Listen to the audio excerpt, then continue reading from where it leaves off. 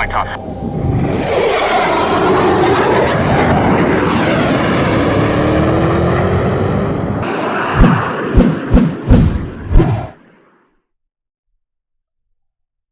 Hold on. No echo. Got it. All right. Well, it's Monday. I'm Mover. That's Gonky. That's GB. GB flew the Hornet and Fat Amy and T-45s and some airliners, which we don't care about as much. Gonky is here. Gonky, say hello. Hello. Can we hear Gonky? And GB, say hello. Yo, you hear me? Yes. Perfect. Nice. So this is an important day. This is actually the first time Gonky and I have been together online since I announced our run for presidency in 2024. So Gonky's going to be my vice president, and I will not be in charge of audio and visuals in the Mover administration. GB will be my SecDef. Nice. So I'm going to go ahead and announce that. Actually, you're probably more of a Secretary of State kind of girl. So, I'm just happy to be any kind of secretary. yeah. No, dude, GB flies Air Force One for us. it's a Tomcat too. So, Let's not get carried away. Tomcat. So today we're just gonna talk, and there's no real point to this. I've been out of town. I've had some family stuff. So the first thing I want to talk about, Gonky is actually famous, and a member sent this to me today. A trusted friend. Watch Su-30 MKM performs Cobra flip to force Hornet into beak-to-beak high aspect merge. Gonky is the second American F-18 instructor for the Royal Malaysian Air Force. Has a new video of him dogfighting against the Su-30. In this video, we can see the Su-30 was able to utilize its thrust vectoring nozzles afterburning turbofan engines to reverse the fight when the Hornet was at its 4 o'clock low position to make a high aspect merge. Gonky says it was eye-watering. It was, I can't lie. The Sukhoi Wow, you are famous. was in a defensive position after committing a mistake during a dive, and Gonky was able to obtain a brief trigger down gunshot at the Russian jet. It's valid. The Malaysian pilot pulled up into a climb rapidly, and while Gonky was trying to follow him by pulling up, the Su-30 reversed its nose quickly at the top of its climb to point the aircraft back at the Hornet. We spoke to an airshow pilot previously, and he told us every maneuver they do during an airshow are employed, except for that whole tail slide thing, because you'll die. So, you know what? Gonky, Whoever wrote that, I wish he would write about all of my engagements because it just sounded really cool. You've got, I mean, honestly, every debrief, you should show up to every debrief and then, what are your notes? Well, let's refer to the article, and you can see exactly what the notes were. Tell your story, only the good parts. Oh, people are saying Mover's audios. No, see, this is why I'm not in charge of audio and visual. Hold on, you guys talk amongst yourselves while I fix this. I love when the articles say that every year is a real maneuver. Like when they take off and do an aileron roll with the gear down. That's a real world tactical maneuver. Yeah, they're all valid maneuvers, right? Some of them will get you killed. Yeah, but they were valid. True. Well, now I'm back. Am I loud and clear now? Carter says yes. Okay, we'll go back to, because then people are like, "Oh, Mover, you're too loud. You're louder than everybody," and it's like, this is an amateur operation here. You do kind of dominate the conversation and take it over. I'm not gonna lie. Okay, I'm sorry, Gonky. Hey, by the way, speaking of not dominating conversations, when Gonky posts the videos, you guys go subscribe. And I'm going to say the same thing about GB. He runs Hornet Vids, and he posts a video about once a quarter. Is it even that much? Yeah, I have to get back to you on the statistics. Yeah, I don't know. Listen, dude, GB and I have what you call children and wife. I am a child. That's so. I am a grown child. And therefore, I need all. You could upload a video 3 times a week. That's right. You can afford to. Yeah. And I don't know why I'm mirrored. Everybody keeps asking why I'm mirrored. I'd have no idea. I'm not in an alternate reality, so no idea. Dude, it looks fine to me. Well, the shirt's backwards. People are like, the writing is backwards. No, well, you know what's funny? Like my shirt, mine's backwards. Yours looks fine. Gonky, you should do. Oh, somebody says Gonky for sure mess around with porn. I don't know what that means, but I think you know what that means. I don't know. I think you know what that I'm gonna means. stop reading Mover. comments because it's not good. Mover, this is a child-friendly. It really is. So December 24th this year is the 50th anniversary of Tomcat's first flight. Any planned events? Well, hopefully we don't have another hide leak and a crash. Yeah. This is the first ejection. The very first flight was the first ejection. Well, so speaking of which, GB has just upgraded his nerd machine. So he's going to be joining us. When is Gonky going to upgrade his nerd machine and join the DCS? Ooh. Oh, man. Mover, why don't you just give him yours and then just get a new one? Because I'm not confident Gonky could actually power it up. Yeah. If it's got more than an on button, I'm going to get lost. What was that? From The Simpsons, to begin, press any key. Like, oh, where's the key? I can't find the any key anywhere. Yeah, that's right, dude. Yeah, well, you know what, though? When we finally get set up, Gonky, you can be my Rio anytime. So. That's not cool, dude. Well, hey, we do need to do, I don't know, who's going to do Final Countdown with me? I'll do it.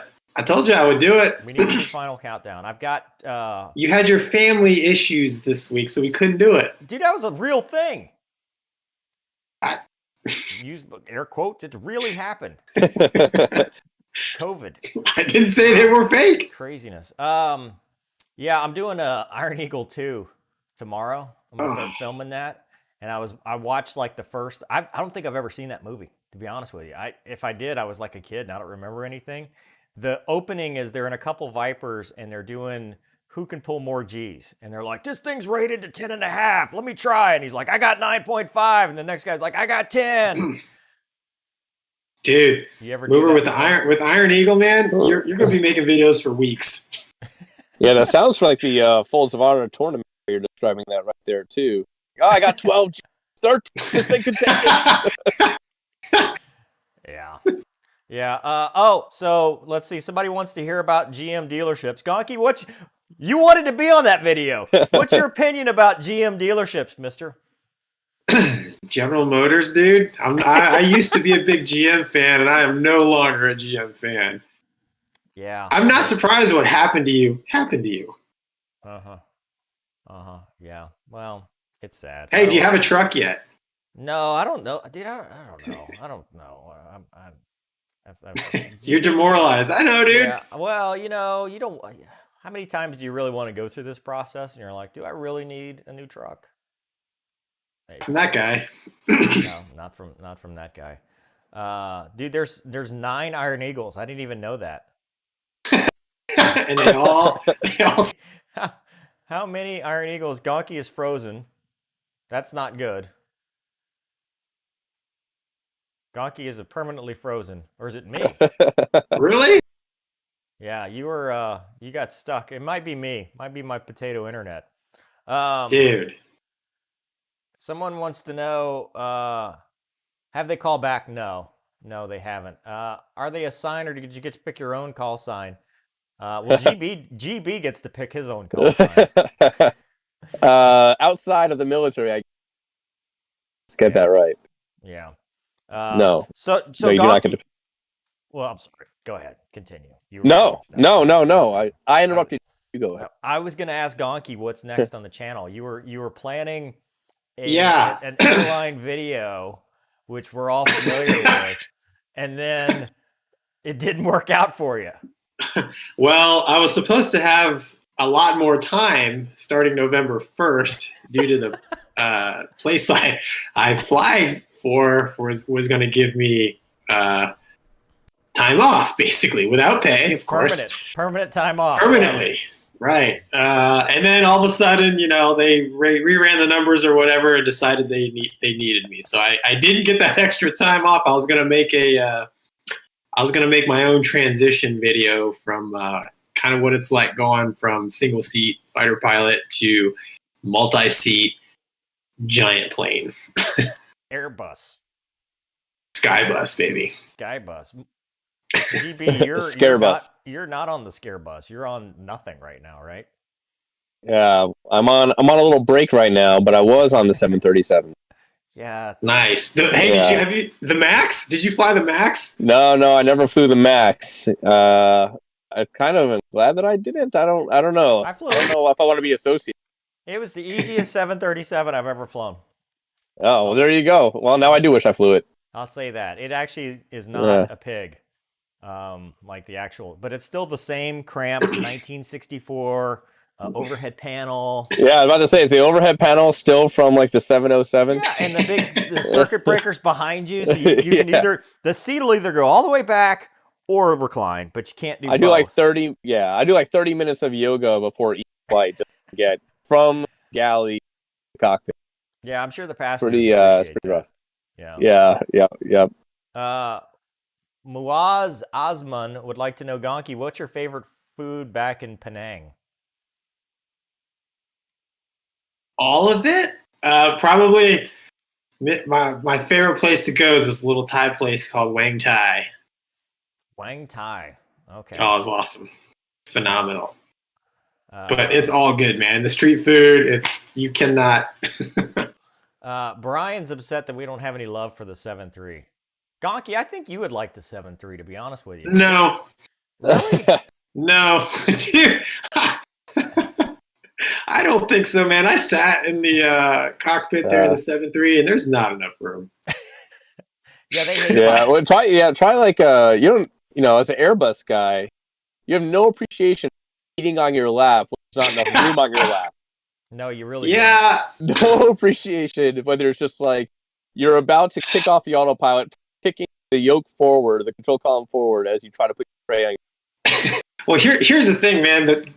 The one thing I do like about the Skybus, honestly, it flies like a heavily loaded Hornet, like around the pattern. Wow, you need to be drug tested, but go on. Yeah. No, what I'm saying is your company seems to be insufficient, but go on.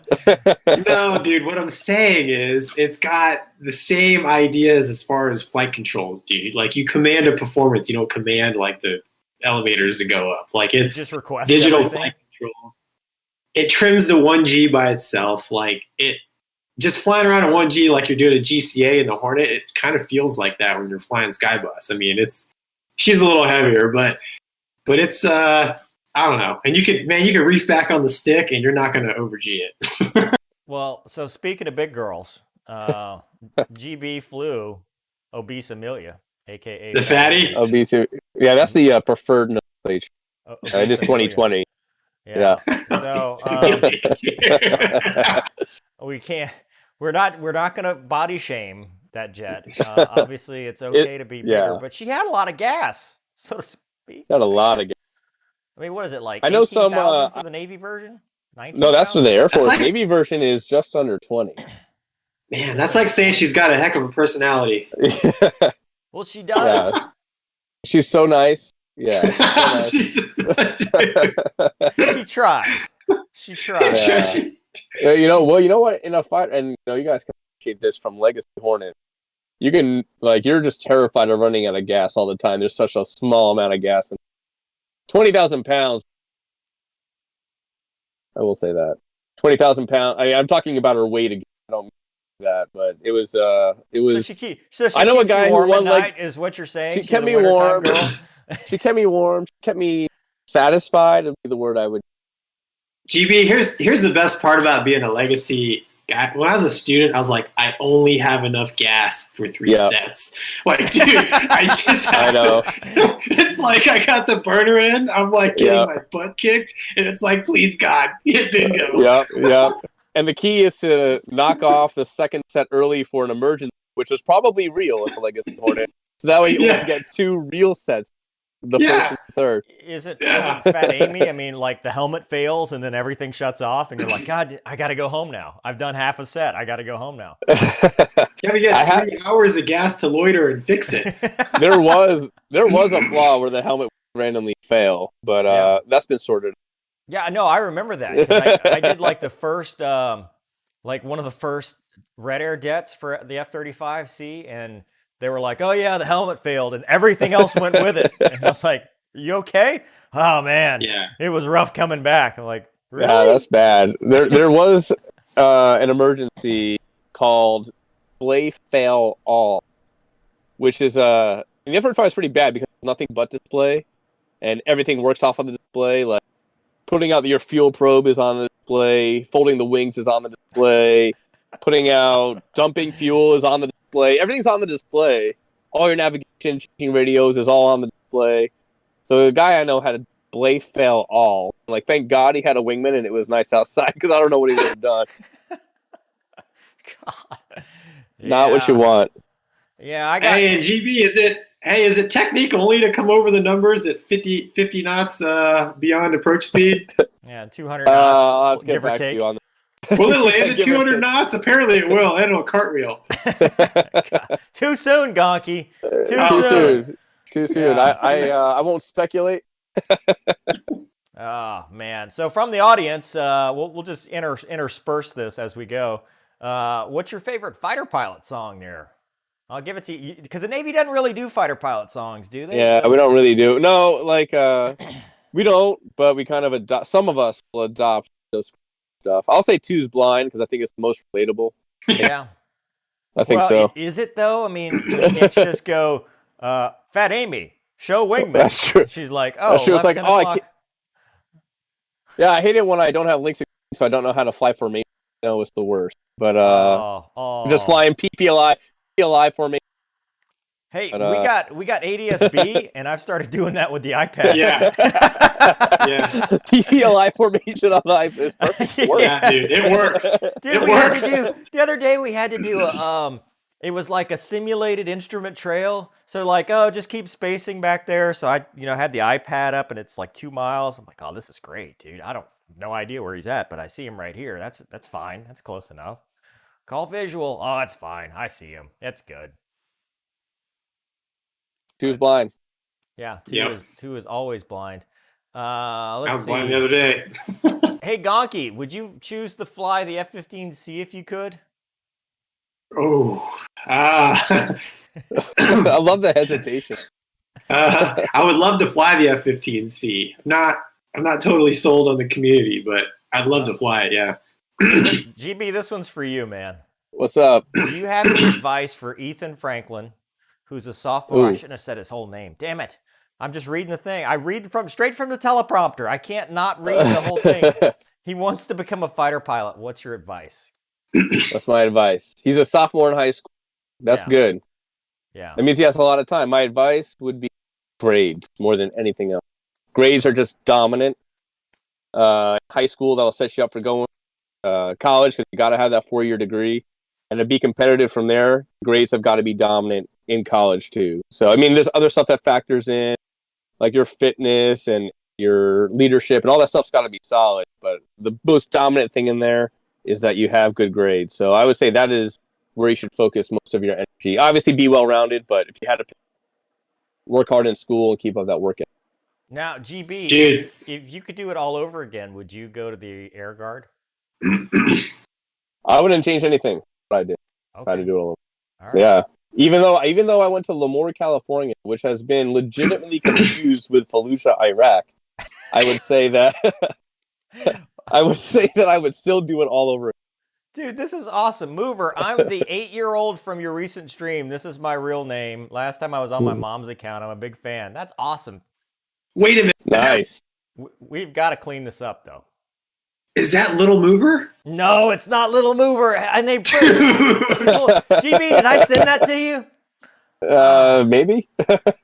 dude. I don't know how to Dude. pull that up.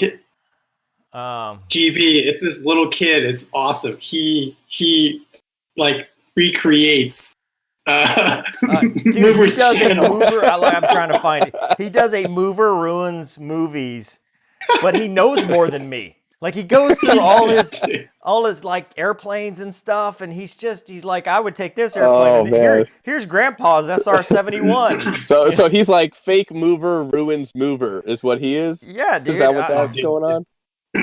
It's awesome. He's like, I'm Mover and I'm a fighter pilot. Yeah. Like that's actually how Mover speaks.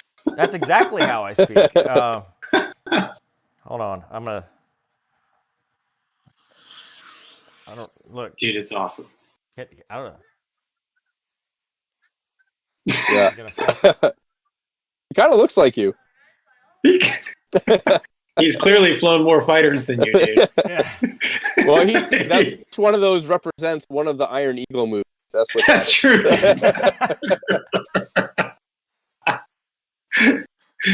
Dude, Yeah, dude, that awesome. kid. This is like its own thing. But I and his dad sent it to me. He's like he made the comment. So I sent him a shirt. Yeah, Little Mover ruins movies. I sent him both shirts that so it can be more official. I had to go into Teespring, when I was making. I'm like, I don't have any kids shirts, so here we go. Now there's kid sizes for Mover stuff. So that was awesome. Gary says, try to get an interview with Lucky Penny from Flight 93.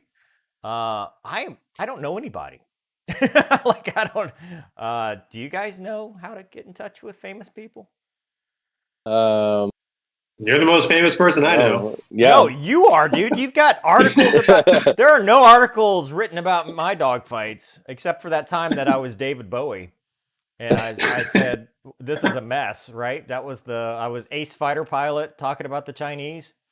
But you got to be nice to the Chinese now. Yeah. What do you think of the? Oh, this is for you guys. I don't have an opinion. What do you think of the Super Hornet ENF? Well, let's just talk about the E. How about? We don't need to go into the F. No one cares. It doesn't even exist. You want to go first, Gonky? No, you go, man. You go first. Oh man, what do I Did think? you fly it, GB? Yeah, flew it a lot. Okay, all right. Let's talk, and specifically, just so listeners are listening, not the F, just to clarify any kind of misunderstanding. The E is awesome. I think it's an awesome plane. I flew like really new E, and I was coming from really old ghetto, like lot 13, 14, and I went to like a lot 38 E. So huge difference. I love the C. It was my first love. It had like a lot of character, and it would just break a lot, which I thought, obviously that sucked, but you get a lot of stories out of that, and it's good. But I would definitely 10 times out of 10 pick going to war, especially flying around the boat. Like a single centerline Charlie Hornet has 12,800 pounds when you start it up, and an E has like 17,700 when you start it up. Fly around the boat, and you're going in country. Man, I'd take the going to war every time. I love it. Yeah, so GB, I'm sure you remember because I started flying lot 11. Charlie's. I didn't even know that was a thing. Yeah. Yeah, dude. They were true. Dude, but you remember sitting on the deck and we work our fuel backwards to make sure we have enough to land. I remember being behind on ladder, just sitting there on the deck of the ship, and I'm like, I can't even take off now. So I have to be the last one off this ship if I expect to have enough gas to land. Yeah. But yeah, man, I was a rag IP, and I would fly them both sometimes in the same day. And if you're gonna go to war, I think the newest Rhino I flew is a Lot 33. I would take the newest Super Hornet to war, but man, just going out in the area and having fun, like I would get back into like the Charlie, and like literally on takeoff, the first input I would put in, I'd be like, whoa, okay, whoa, I'm back in a Charlie. Yeah, the Charlie definitely. If I'm just gonna go rage, I'm gonna Charlie every time. And that thing is just perfect. That's like a perfect. The E has got, I don't know what's the analogy. It's going from like sports car to kind of like going from like a Ferrari to a muscle car, I guess. Yeah. It's a little bit heavier, and they're both good. The E is good, but I would just love to Charlie. Yeah. So this question is, Mover, if you could go back, would you have flown the Eagle C instead of the Viper? No. By the way, why are you so abusive to Wizzos and Rios? It's not being abusive. It's just brotherly love or hate or one of those. Yeah, I mean, Yeah, abuse is pretty extreme. Yeah, Abuse is pretty extreme. That's a little like a little- extreme.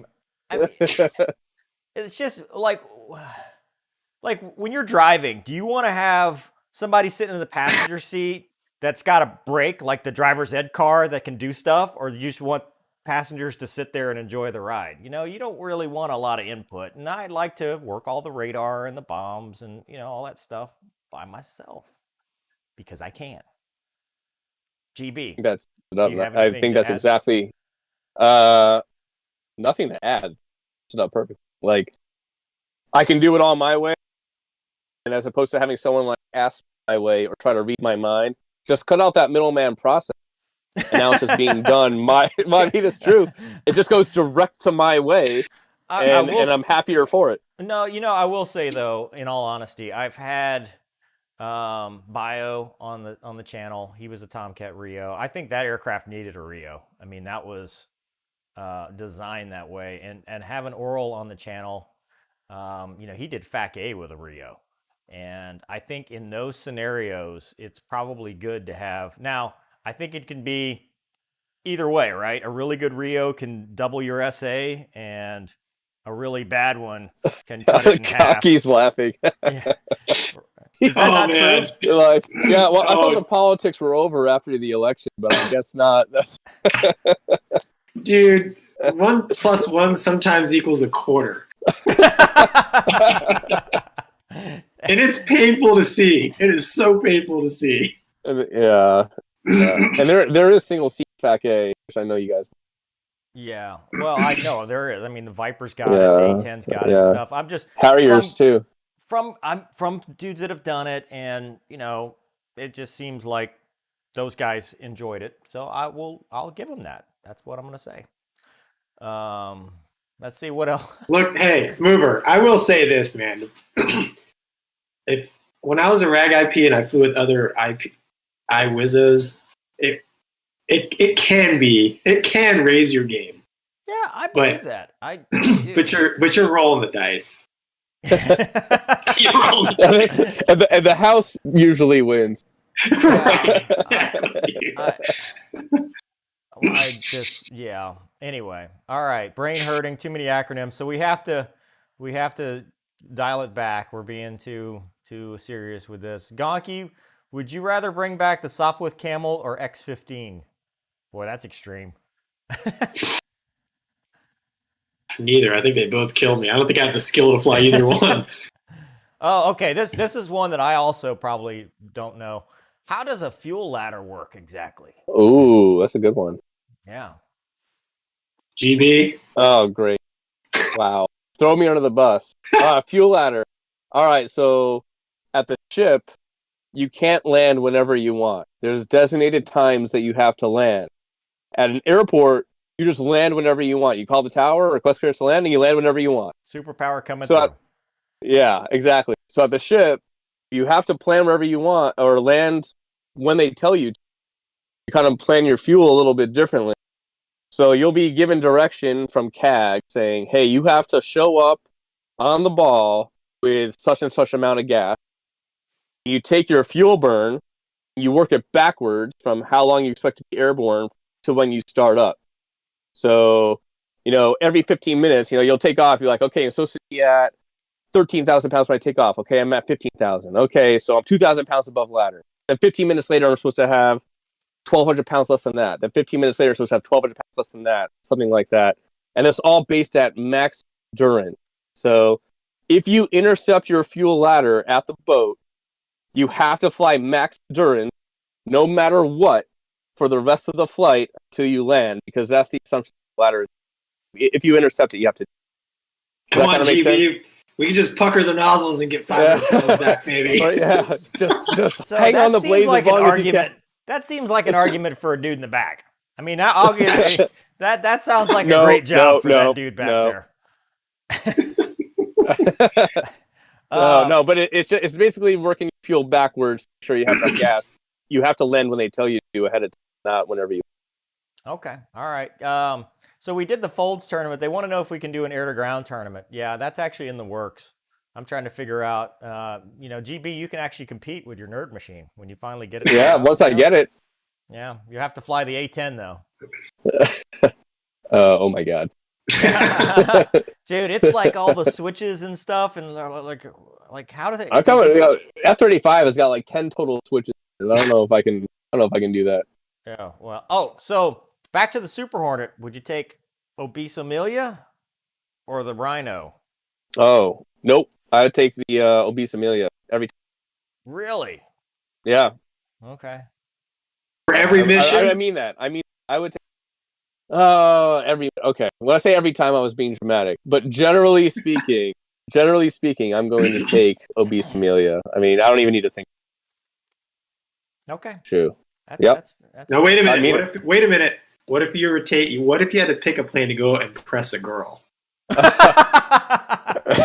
That's how I think. I'm gonna say a lot 11 Charlie. Yeah. Go to. Yes. Perfect. Yeah. The A model works too. Ops tested. Just think, GB, you could taxi up, do the old Hornet salute, maybe with the old lot 11. Yeah, the Hornet salute. I was gonna say the Hornet salute, like putting up your hands in the T, asking for a troubleshoot. That's correct. One wing fold, one stuck. GB, do you have a best either military or civilian you can't make this shit up story? Oh my god. Let me get back to that about a good. Okay, all right. I'm hoping it's civilian because I just want to hear some 737. Oh my god! Did you see that meme, by the way? It's got Maverick. You know the Maverick because I was inverted, and it shows that. Right. You know there's a clip because I was inverted, and it's a meme. It's just a picture of Maverick.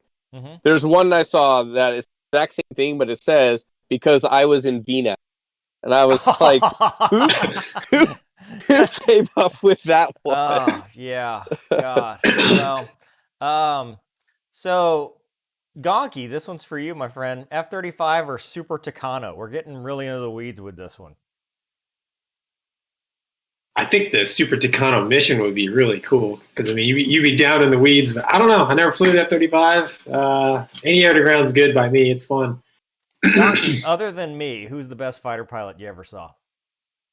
Other than me? No, other than me.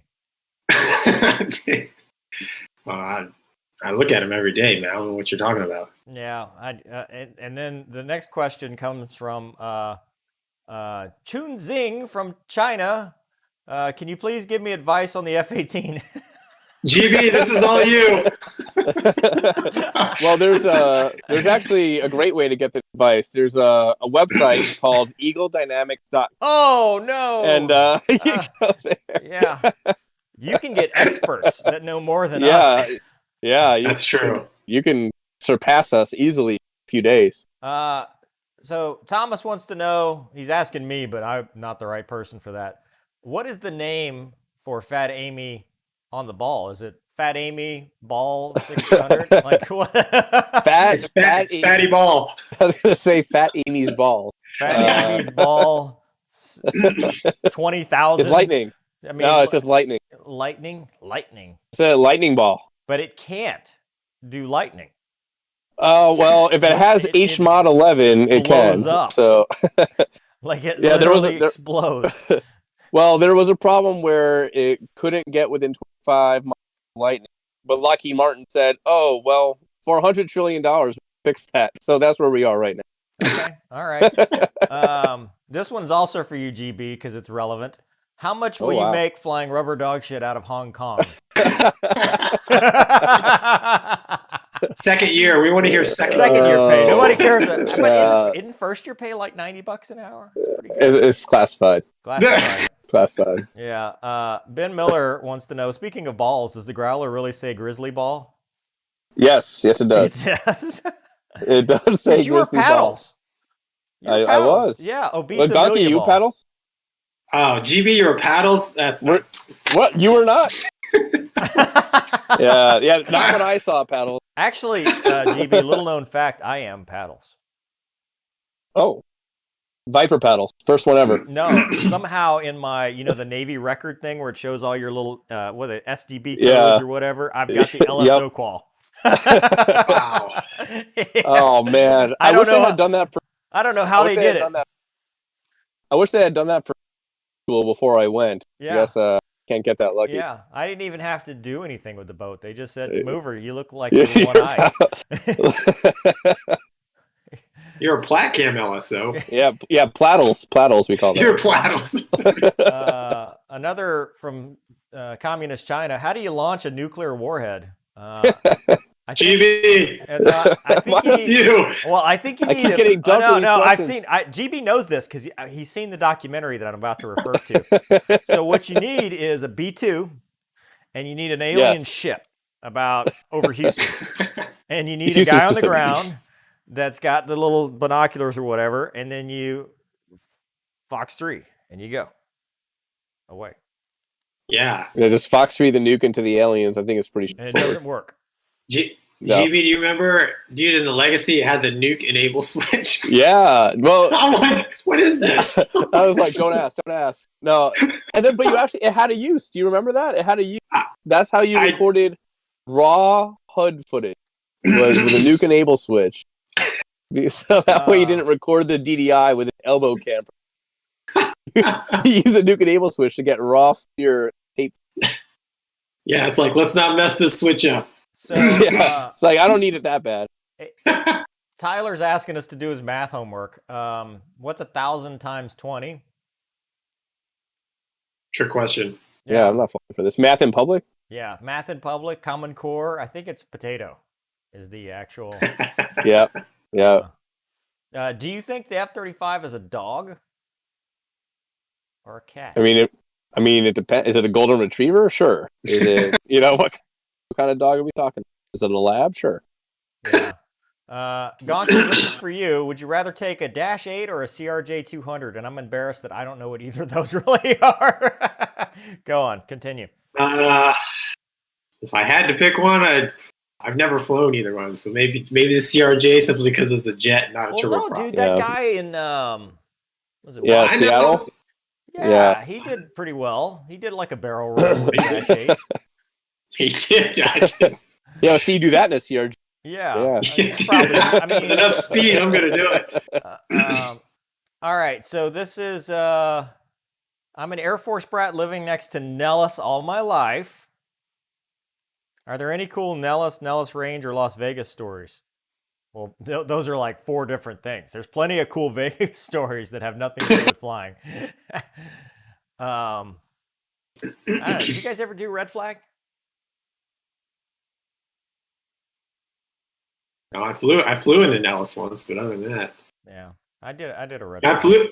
I flew into Nellis, dude. I was coming back from Ohio in a Charlie from visiting my parents, and my transponder didn't work. And every agency I checked into, I was like, oh yeah, so here's a flash, recycle, and then finally, dude, the guy over Colorado or whatever was like, all right, man, I can't have you up. You've been basically BSing us for for 2,000 miles. We need you down at 16,000. And I'm like, well, I can't make it to Lemoore at 16,000, dude. So you don't want to go to Lemoore anyway. So well, I was trying to get that thing back, but dude, so I landed at Nellis, and that's where I learned. Number one, my GPU, appreciate this. My APU wouldn't start, and I didn't feel like pumping it. Nope. And that's where I learned, Mover, the F-16 and the F-18 share the same huffer receptacle. Really? Because the guy there was like, that looks like the same receptacle on an F-16. And I said, hook it up. Did you ever try taking off out of there without a flight plan? Out of Nellis? Yeah, no, but I did out of Albuquerque. They won't let you do it out of Nellis. They're like, we have to have this on file, sir. You cannot leave. I'm like, you're taking me hostage is what you're doing. Well, we need a flight plan. That is not how airports work, sir. Yeah. Dude, they tried that to us in Albuquerque. It's a joint use, and we just rolled up ground. They've done that to me at Eglin. I was Eglin assigned, and I'm like, hey, I just want to pull closed, and I need a TP, so I want to a full stop, and they're like, you need a flight plan on file. I'm like, I'm literally gonna take off, turn downwind, and land. Nope, you need a flight plan, sir. I just told you my plan. Yeah, that's the whole plan. That is the entire plan. I'm just trying to get paid here. Would you ever consider flying a wild weasel mission? That's not really much of a Navy thing, is it? I mean, as far as the Hornet, that's more of the Growler side of things. Is that accurate? I don't even. Yeah, I mean, Growlers. Yeah, they're all in the electronic warfare stuff, but I think weasels are that compared to what they do. Yeah, that's. I don't know that much about it, but those guys are pretty out there compared to the Growlers. Yeah, that's a. I mean, that's really what the F-35 and the Air Force side is moving towards. It's really taking over that, that mission is kind of more aligned to it. Let's see. Have you ever sang "You've Lost That Loving Feeling" in a bar? I cannot answer that question. I will not. I've never sang anything in them. Well, I take that back. I've done the fighter pilot songs, which we can't talk about, because they're really not even X-rated at this point in life. Do you have any experience with the Canadian Hornets? I do not. Gonky? Hornet pilots. Yeah, I fought them a lot because they used to come down from Cold Lake and go down to Homestead every year. Call it for Chum X and for some other stuff we do, and we always did BFM with them. They always wanted to go up. Like, that was their thing. They would hit the merge and go straight up, and you're like, dude, I'm going to clean F-16. This is a bad idea for you. But We teach them that. Huh? Just go up, man. Every time it works. Every time. Yeah. Okay. Did deploying change your outlook on life?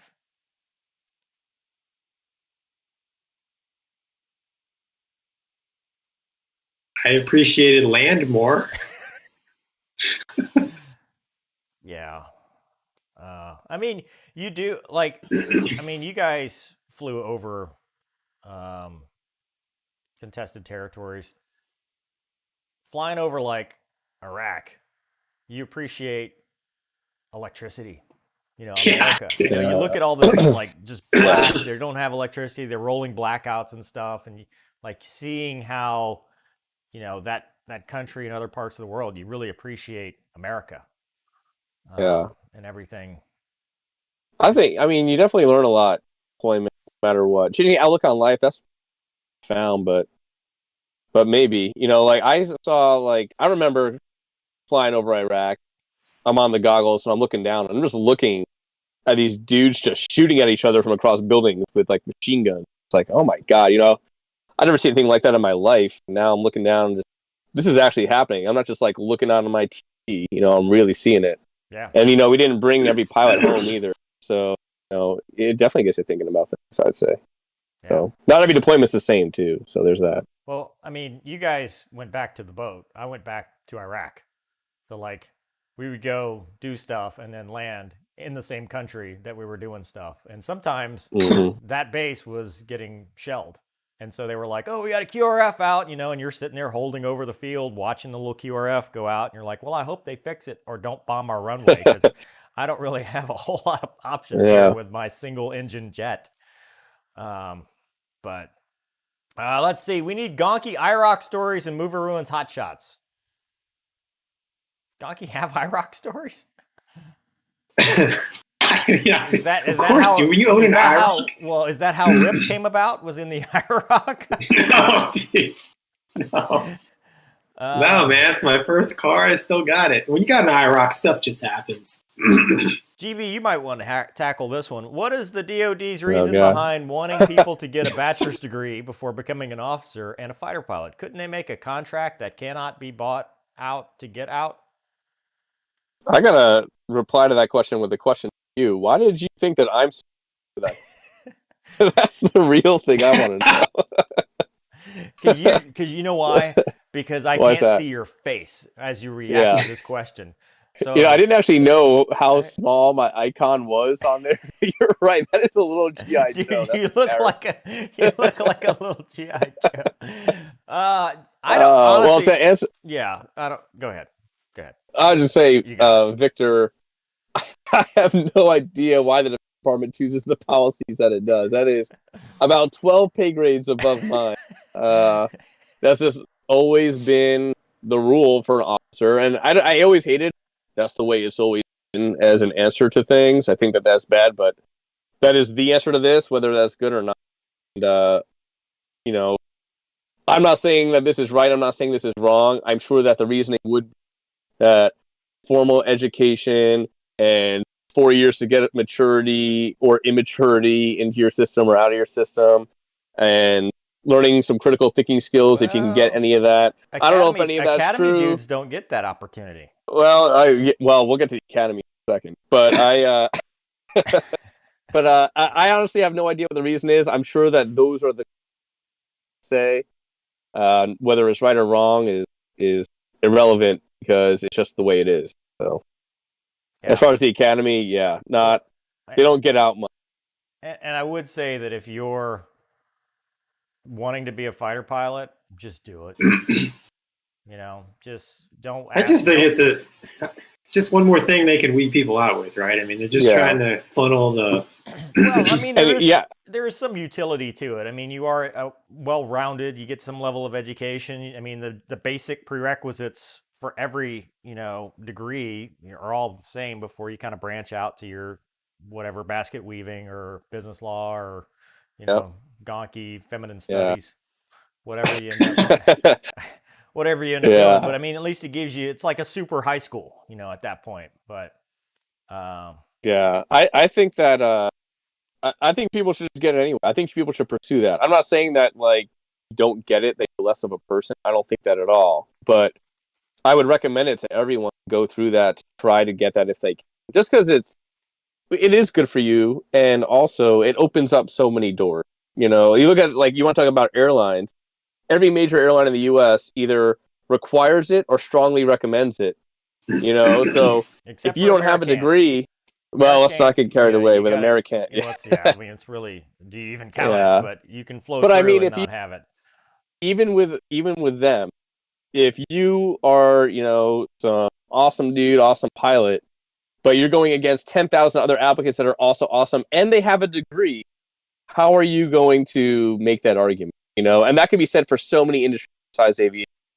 I think just pursuing a degree as your plan A I think that's a smart way to go. Well, also you need the fallback. I mean, if you DNF, something happens, you're med down, whatever, you need to get a degree in something that you can actually go get employment with. Don't just do yes, you can do the underwater basket weaving, but I don't know what that industry's like. I mean, is it COVID proof? I don't know. Get something. Dude, if it wasn't for being a pilot, I would have just went to trade school. That's just me, though. Yeah. So we were asking about red flag. What's that like? I mean, it's supposed to simulate the first 10 missions of a war. So it's a lot of briefing and mission planning and very long debriefs and very complicated missions. Well, it's compartmentalized. Like if you're an F-16 Striker, I mean, your goal is to get to the target, and do your one mission. It's because I think sometimes our missions back home were more complicated because we would have to self-escort strike our way in there. We wouldn't have the 8-ship wall of Eagles with Raptors and everything to get us there. But it is more of a mission planning exercise against a big threat. About what the chaos and how challenging and stuff. Gonky, did you watch that video I sent you about the Gomers, the 64? I started to. My kid started crying, I think. Yeah, he didn't like it. He didn't. He does that. Daddy, don't every do time that. I try to get something done. If you were to go to war with China, would you go? Why would we ever fight you? Why would we ever have a choice? Yeah. If you tell me to go, I go. That's how it works. Currently in the 238, probably not. Oh, because you know what our mission would be. Yeah, we would be missile sponges. Operation Human Shield. Yeah. That's right. Wave one, gentlemen. Yeah. We're T-Lambs with with a very limited range. We can only go within a 1.3 of our base. Actually, I guess you go a little bit farther because, you don't have bingo anymore. You ain't coming back, dude. So What is this? Is there any amount of money that could convince you guys and all three dead together in case 3 conditions back to the boat? What does all 3 dead together mean? I don't know what that is, Gonky. About the dead part, but I think he's asking like, what would it take to get us to go back to like case 3 behind the boat? I don't ever want to go there again, personally, but I like thinking about it, but I don't ever want to go there. I'll go case 3 daytime, but I won't go 3 night. Yeah, I mean, a full moon, sure, maybe, with a hefty CLP workup, sure. But pitch black night, middle of nowhere, blue water. I've done my. Hold on. Somebody says you're not loud enough, so the complaints have begun. How do I do this? Who, you, Mover? No, GB. I'm going to mess this up. I'm going to make GB full screen, so his little mini-me is... Oh, no. There is a way to do it in disc. There we go. I'll make you 100. Not worth looking into. Not worth trying that. Now, we're going to make you louder. Yeah, not the red one. Yeah. What's your worst catch shot story? Gonky, do you have a worst catch shot story?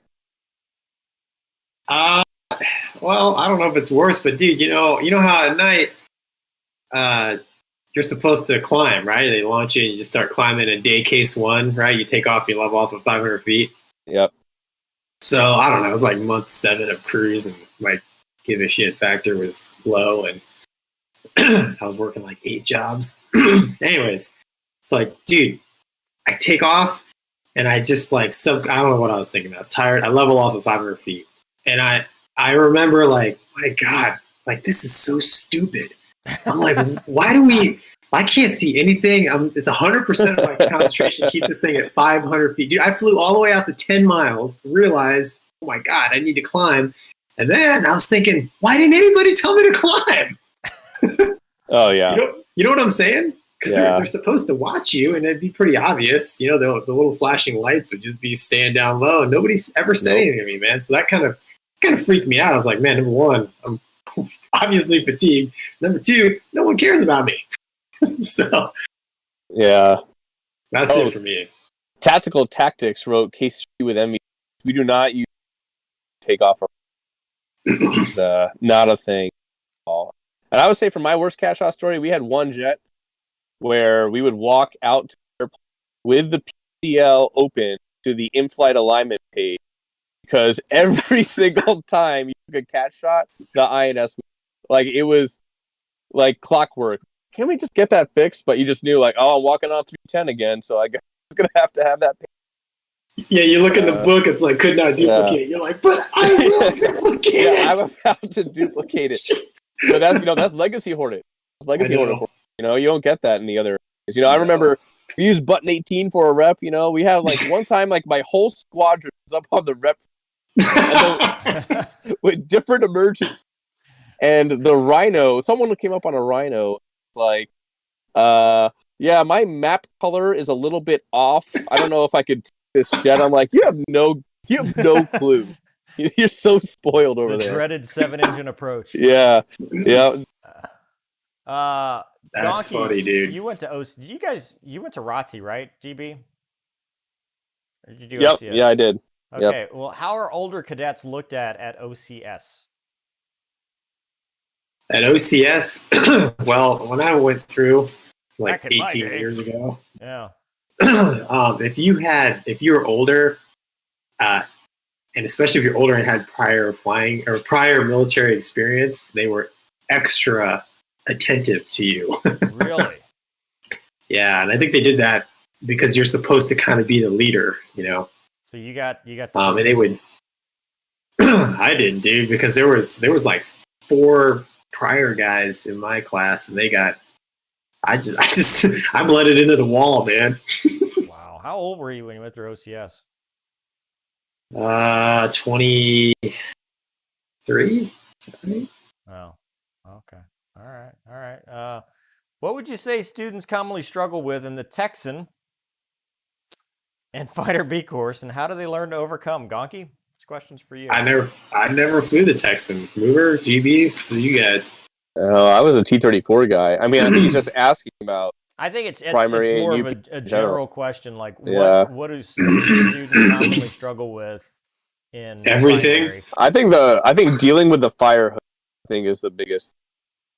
Just you get so overwhelmed with it. I'm sure the Air Force is the same with how much they give you, but you got to know your systems, your emergency procedures, your normal procedures, your local navigation, how to brief a system, all of your maneuvers, out of the procedures for the maneuvers.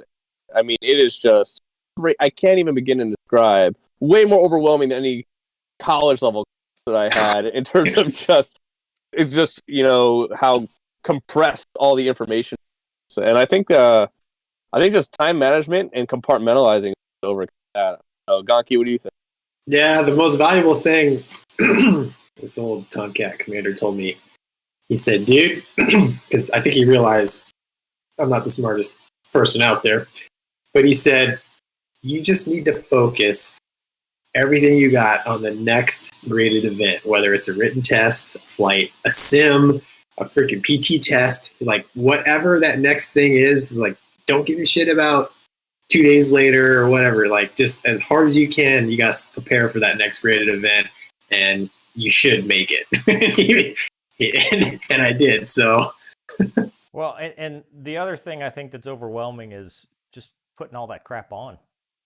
I mean, dude, you go fly a Cessna, you're in your, khakis and polo shirt and flip-flops. You go fly any T6, especially in the Navy. The Navy's worse than the Air Force. The Air Force, you just wear the little harness, and there's no, unless you're by the water, you're not wearing the horse collar and you don't have your survival gear on. You don't have to wear the helmet out to the jet. You go to the Navy, you wear all that crap in the vest, plus you're wearing the helmet, plus you got the G suit on, plus you're wearing steel toe boots, which the Air Force does not do, thank God. The Navy still do that, like now? Oh yeah, yep.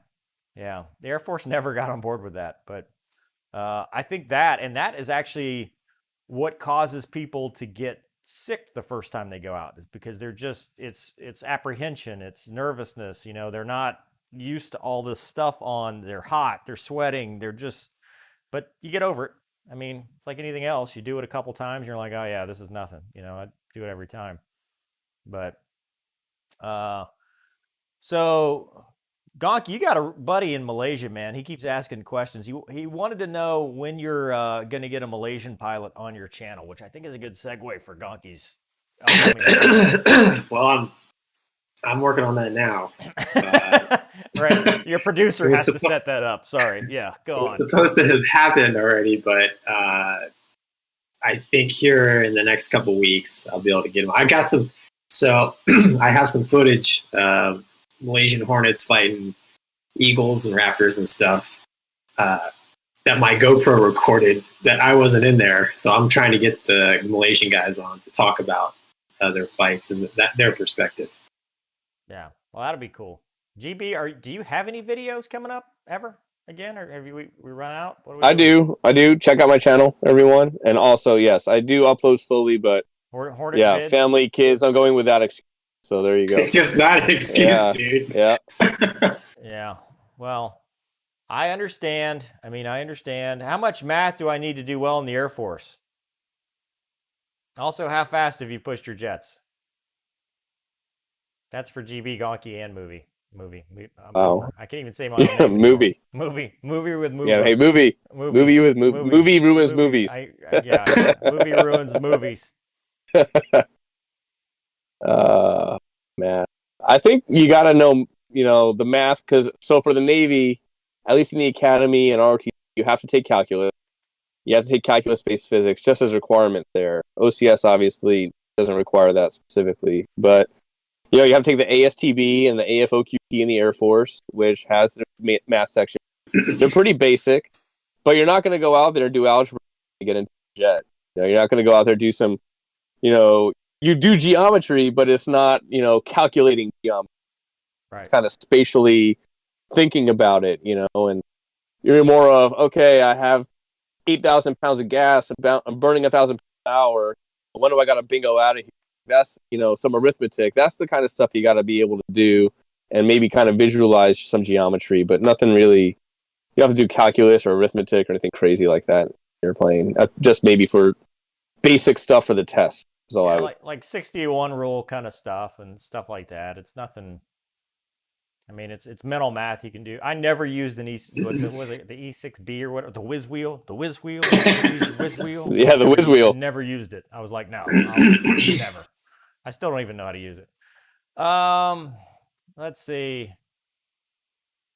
Another question about interviewing somebody. Listen, I know all these people. Like I know who Brian Scholl is, but this is not, CNN. It's not like I can call and just be like, hey, you want to come on the channel? Come on over. Like I don't have connections to these people to do that. You don't powwow with your other celebrity friends? Apparently, that's what we're doing right now. GB is the most famous DCS pilot ever. You're the most famous flanker defeater. I mean, oh, okay. Michael wants to know and I probably need to know this too. What are your secrets to negotiating car deals? You seem like a shrewd negotiator. Never throw out the first number. It's true. I have not used the EPU in my whole career, and I hope never to have to. EPU is the emergency power unit in the Viper. Yeah. Let's see. Are you still? Let's see. What's with your Chevy Corvette? What's? It's awesome. Blue. Next question. Yeah, it's great. I like it. It's Blue awesome. car. Yeah, awesome. It's an amazing thing. Let's see. What is your favorite weapon to employ air-to-air and air-to-ground? Come on, dude.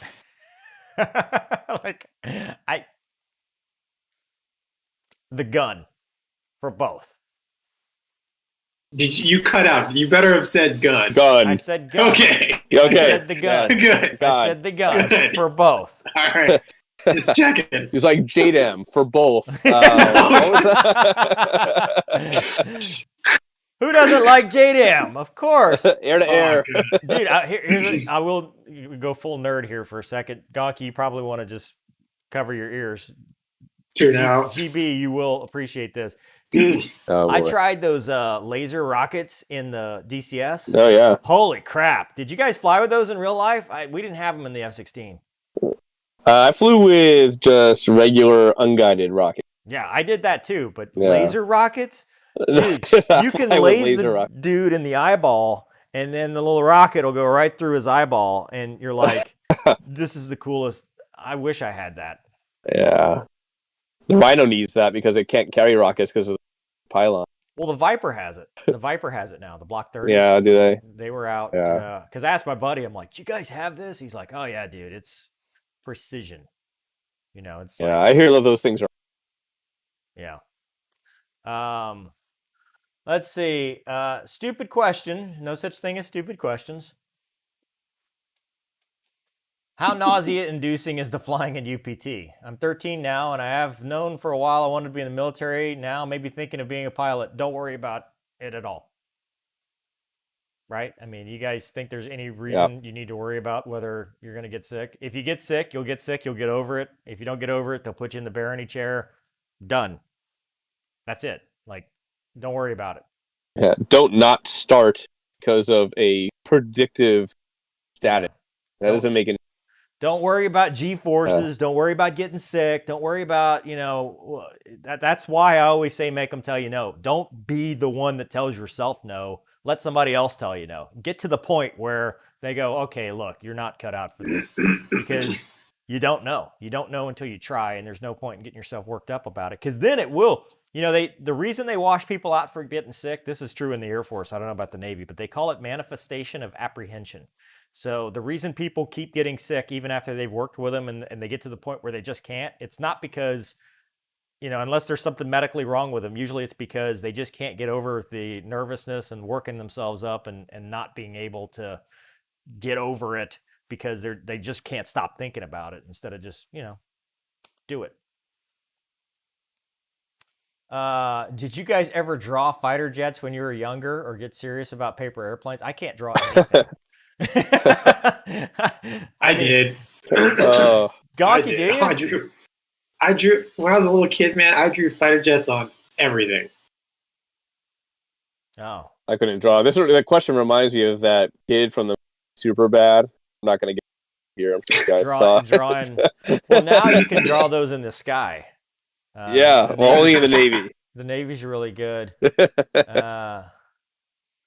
Let's see here. I'm currently a teacher, but would rather be a pilot in the Air Force. Will teaching have any effect since they require leadership? I mean, yeah. Yeah. And I say when you go to pilot training, being able to teach is the best way to master the subject matter. If you can go to class, learn the stuff, and then help your bros, which is boy and girl, I think that's how you do the best out there. Do you guys have any scary in-flight refueling stories?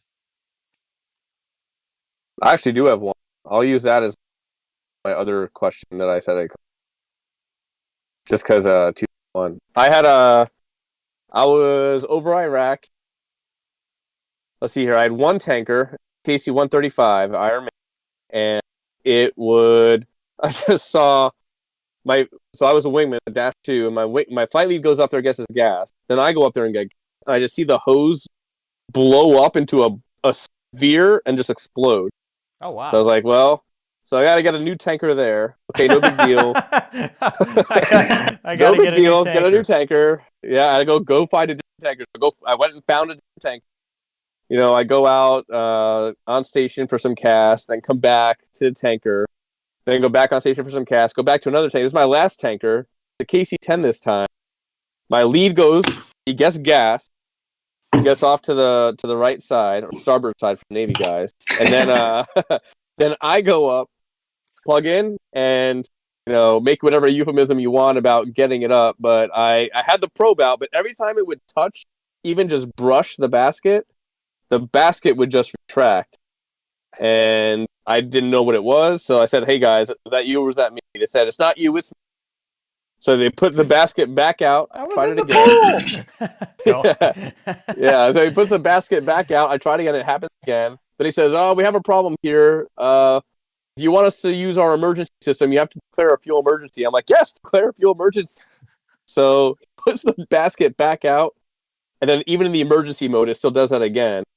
So now I'm just like, well, shit, I'm pretty low on gas. So I basically get away from the tanker. I climb as high as I possibly can. Bingo to Kuwait. And it's my first time landing on a runway in like 8 months. I haven't used a runway. I was like, oh my God, what do I have to do to land on a runway? I kind of forgot about it. And I landed there. I was there with like less than 1,500 pounds of gas. Talking to some guy who didn't understand English. Night out, it was hazy out. I was like, guys, turn all your lights on.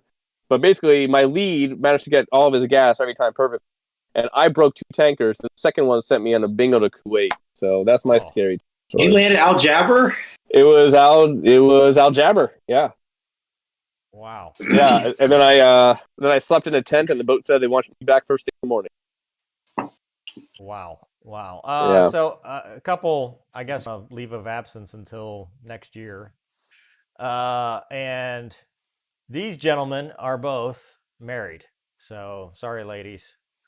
That question. Yeah, G.I. Joe is off.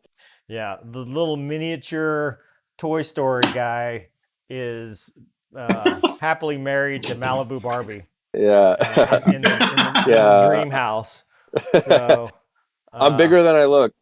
I don't know. See, the wing on the Rhino is about what, 10, 15 feet tall. So you're about 10 feet tall, dude. That's just...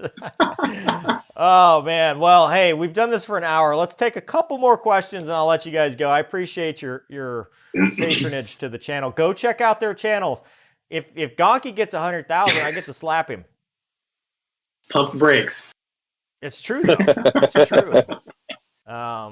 Which you're at what, 16,000 now? 15.5? Who's counting, man? I am. I am counting. I was trying to figure this out. As my production manager, you should just look. A producer. It's called producer. Production manager sounds wrong. And then GB, we got you going again because YouTube said I mentioned you on a video because YouTube said that you had stolen all your videos from the internet. Yeah. And he's that's not true. Yeah, no. So we got that worked out, and then when you hit 100,000, nothing happens. It's just thanks, good job. Yep. Thank you for your service. I think you get one of those. Yep.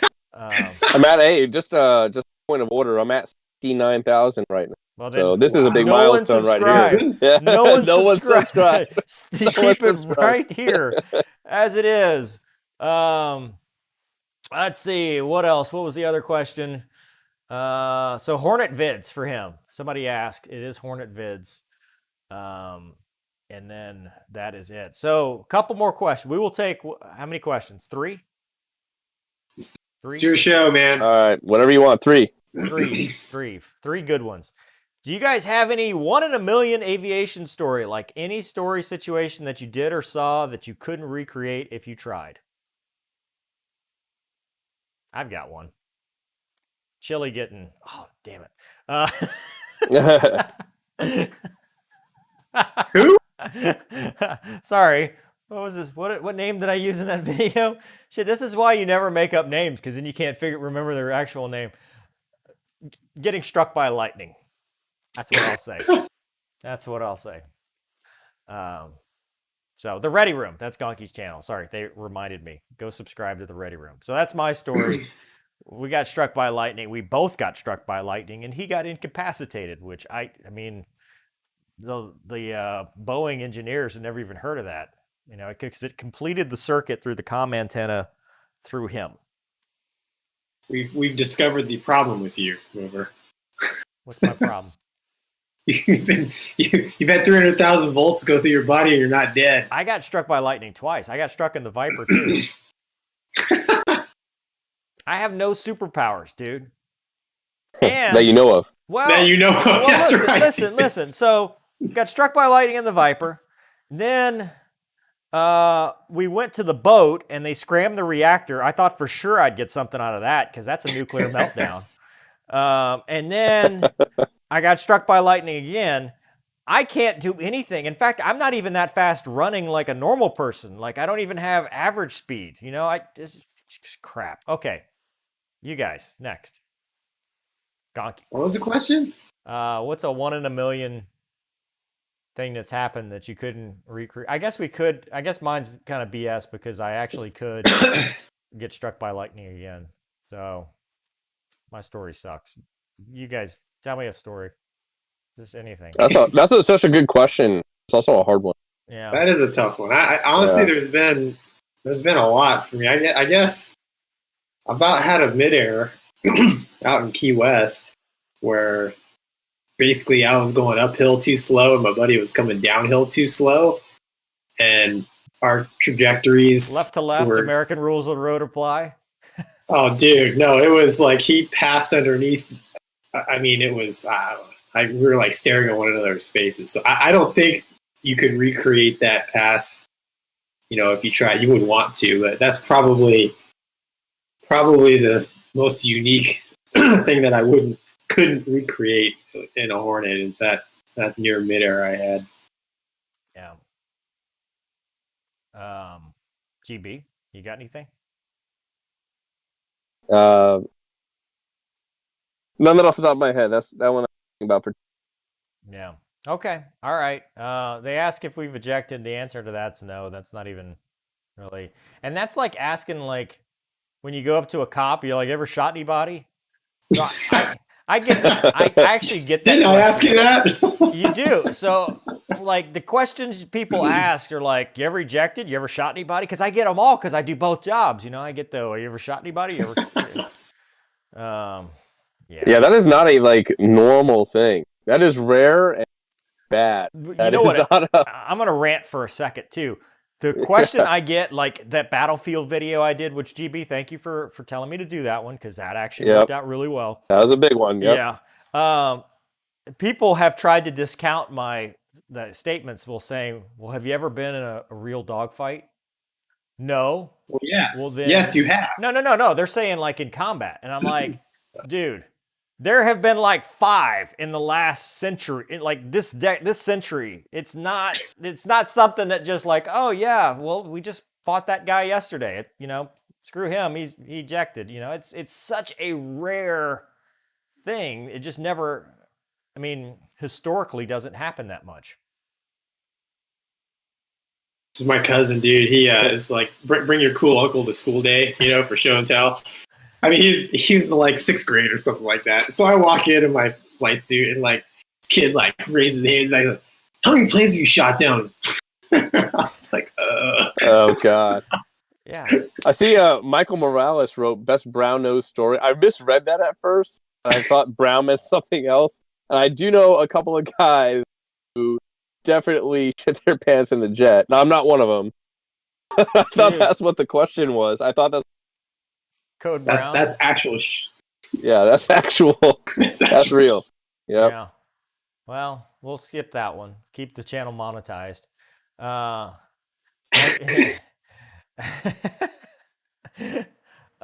This was a question I remember from earlier. How tough was it? And I know this is going to be your video, Gonky, so I want to focus this on GB. How tough is it transitioning from being a single seat fighter pilot to the airline? What did you struggle with the most? Oh, you're flying by committee. That is really what it is.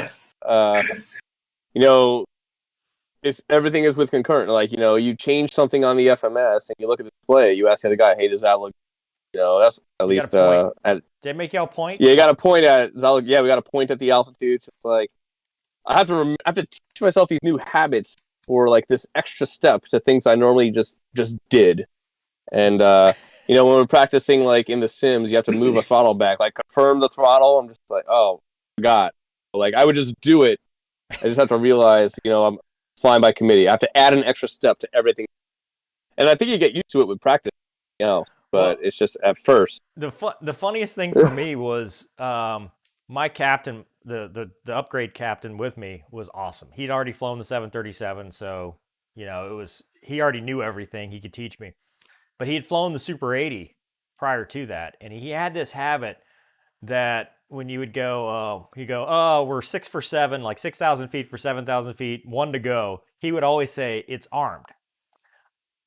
I just said whatever he said because I'm a sponge, dude. I don't know what's going on. So I'm on the line, and dude, it's like months. And finally, a captain goes, "Why do you keep saying? Did you fly the Super 80?" I'm like, "No, dude. I'm on probation. I'm brand new." He goes, "That's a Super 80 thing. They say that because you're verifying that the autopilot's armed or what. We don't have that here." And I'm like, "Well, it made sense, to make sure the little number in the VNAV was right. I just said what he said. I'm a sponge." GB, when you did your initial, did they put you through with a seasoned guy like they did Mover, or was it some new guy in your class? Oh, in the sim? Yeah. I was flying with another first officer who was coming off of the MD-88. So it was a new guy in my class, so at least like he had airline experience, but he was not a captain, nothing to do with the 7-3 or anything. So basically learn sink or swim together. Nice. Yeah. I think that as far as the actual question, though, the hardest part in training is exactly, not just by committee, but trying to wrap your mind around, I'm not in charge anymore. Some of it is, it's going back to your wingman days where it's like, okay, ask a question, try to back them up and stuff. But when you're not taxiing anymore and you're the radio calls are all different. And you're just like, none of this makes sense at first until you do it a couple times. And it happens fast. Like my first IOE trip was Dallas to Atlanta to Chicago to St. Louis on day 1. And I was just helmet fired. And he's like, well, it'd probably be easier if I flew and you talked on a radio. I'm like, dude, you talk on a radio. I know how to do this part. Those are literally the 2 busiest airports in the world. Those 2 specifically. Your first day. Yeah. Wow. It's sink or swim, man, at Americant. So, Surzup, I appreciate the super chat. What are thoughts about the new commander-in-chief? But we're not talking politics on this channel, so we're just not gonna do that here. But I appreciate the thought as well. But yeah. So what did we say? Are we at 3?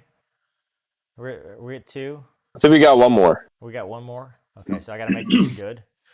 Pick a good one, Mover. I saw a good one earlier, and then I lost it because somebody just went resting on your shoulders. It always is, and I always fail. 400 people are anxiously waiting. Yeah, 400. Is that how many we got? That's what the little ticker says. Oh, that's sad. YouTube must not like me anymore. Let's see. What do you guys got besides Tomcats? That's not a question. That's a statement. It's a declarative statement. Dude. Tomcats. All right. So this is. I'm aspiring to be about any aircraft. I don't know. So I made that FAQ, which I went and bought the domain, makethemtellyouno.com, and all it does is redirects to the FAQ. But GB, you helped me on that, right? Didn't you? Yeah, I gave you some Navy stuff there. Yeah, so go to makethemtellyouno.com. Here's one, Mover, just real quick. It says, does the F-35 really need a login to start? The answer is yes. Does it need a what? We call it a login. We call it a pin. Pin into your... Oh, it really does? Does it? Yeah. Does it do a retinal scan? Just stick your... It does a quick DNA scan. You give it some blood. After 10 minutes. I'm sorry. You're locked out for the next 15 minutes. No, auto ejects you. See ya. Well, would you like to reset your password? Yes. It has to be 27 characters. You can't reuse any of the ones from before. Yeah, no. There's this question. He's asked this a lot. Do they set up red flag now to cover for and protect the F-35 from looking bad? No. No. It's all about training. Yeah, no, that's dumb.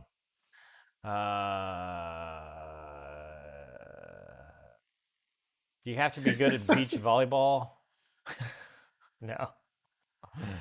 No, I never heard back from the dealership. Yes, I'm going back to helicopter training, maybe next week. Trying to get that scheduled right now. With one left, we really don't. There needs to be a good one here. Guys are. I don't watch football. They're dead to me. I guess I did just get political. There, he said it. Yeah, they're dead to me. All right, what's the most exotic location you've flown?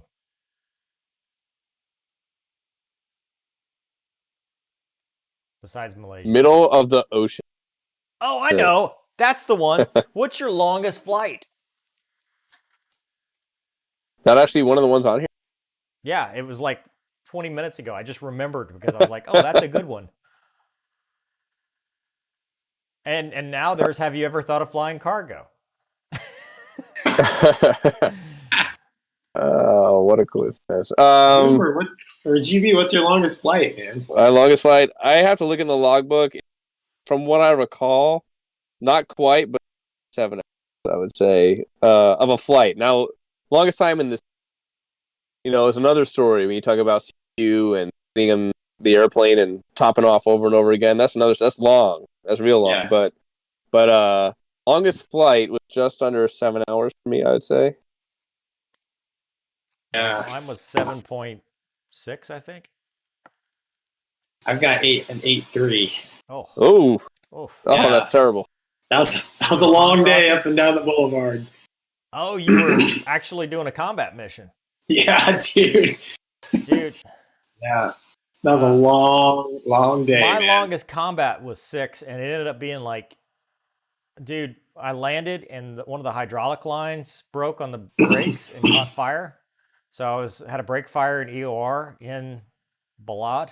And I was like, dude, it was like 3 a.m. and I'm just like, dude, just drag me out of this thing. I don't care if it's on fire. I'm so tired right now. But the longest flying was 7-something, flying from Hawaii to Dallas in the Viper. Oh, wow. Single engine. Yeah, GB, you won't appreciate it as an LSO, but man, I remember that when I came back, it was like 2 in the morning. I was like, I don't care if I fly this thing into the back of the ship. I will go right through the engine room, dude. I am not going around. I'm not logging one more flying lap. the ball. It's just like water, steel, idle. That's basically it. I'll take my no grade like a man. Yep. Dude. Well, gentlemen, you guys have been awesome. I appreciate it. Do you have any parting shots? Do you have anything around the room? Any words of wisdom that how they can find you? Ready Room, your channel, Gonky. I would say aspiring fighter pilots, like GB said, good grades, but don't get arrested. That's also a big one. So, don't go to Oregon where everything is legal now, because even if it's legal at the state level, it's not at the federal level. So, and you have to have a class 1 dental, so don't do meth. It goes without saying, but don't do meth. It's not good for your teeth. I got a lot of great high school stories, but if certain authorities would have got a hold of me, I wouldn't be a fighter pilot. Yeah, well, there's still time for them to get you, Gonky. There's still time. Somebody asked who the highest ranking amongst us, and before we retired, and I'm like, we're not retired, man. We're just part-timers. Yeah. We're hoping we can retire. We're quitters. That's all we are, is quitters. We're not retired. That's right, dude. GB, what do you got, man? You're a mentor. Do you want to tell people where to find you? Yeah, I'm on Hornet Vids, where you can find me. I'm also Discord, although I do not advertise the server out there. But if Carter Lille is in chat still and he's listening, he can get you a link, because I saw him lurking in there before. Yeah, just go randomly troll Carter, and that's Carter also has a YouTube channel, doesn't he? I didn't get a link to it, so Carter, where's my link? I think I thought he's got something. Ray told me about it. It might be Twitch. Yeah. But we're gonna get you a Twitch channel too, because now that you got your nerd machine. Oh no! I gotta into the world. Can't just. He's into it. Go direct. Somebody was asking just go direct about the iRacing League, and that's a lot of fun. I think that's the least nerdy thing we can do. Someone just said I sound like a radio host. I think that's awesome, dude. So... I think you new sound career like, on here. New career. You sound like Archer. I think that's even better. I get that's 2 compliments in a row. Yeah, I think you sound like Archer. Who needs a face when you got a voice like GB? Have a face for radio. Well, dude, it really looks like it's like little Archer. Like, I'm just picturing like a cartoon Archer with, the helmet. And I've met you, so I know what you actually look like. And it doesn't match anything that I'm using right now. But anyway, cool. Well, hey, everybody, it's been wild. It's been fun. I hope you guys enjoyed it. Even though I suck at audio, visual, and all this stuff. And that's it. Thanks, guys. See you guys. See you ya later. Bye-bye now. Excuse me. No. Oh! Not a lot of them. God. Usually fine with the doors off. All Fox Speed.